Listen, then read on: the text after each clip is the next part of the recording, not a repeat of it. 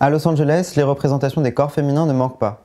Les industries cinématographiques et audiovisuelles hollywoodiennes ont et continuent de façonner les standards de beauté qui leur sont appliqués, si bien que Hollywood peut être analysé comme un lieu de fabrique de la beauté féminine. Le corps de Pamela Anderson ne peut par exemple pas être dissocié des plages de Malibu, de même que celui de Marilyn Monroe des paysages du show business d'Hollywood.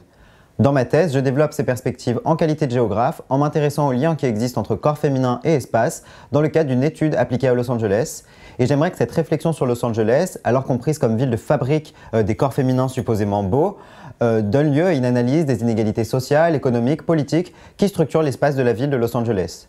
Alors pour mener à bien ces analyses, je regarde la façon dont ces corps féminins supposément beaux sont matériellement présents dans l'espace de Los Angeles et je m'intéresse pour cela aux billboards et donc les panneaux publicitaires présents dans l'espace public de Los Angeles et je regarde la façon dont ils représentent les corps féminins. Et à Los Angeles, on trouve différentes façons de représenter les corps féminins qui diffèrent en fonction des quartiers et des lieux de la ville. Et j'aimerais comprendre le lien entre cette géographie, cette répartition dans l'espace des représentations publicitaires des corps féminins et la ségrégation de la ville.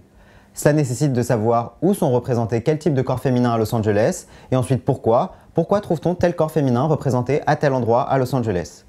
En interrogeant le lien entre les billboards et donc des médias capitalistes de représentation et les corps féminins, je cherche à articuler deux questions.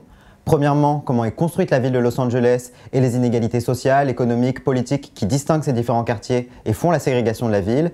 Deuxièmement, quelle forme prend aujourd'hui l'idéologie capitaliste qui contribue à construire cette ville de Los Angeles?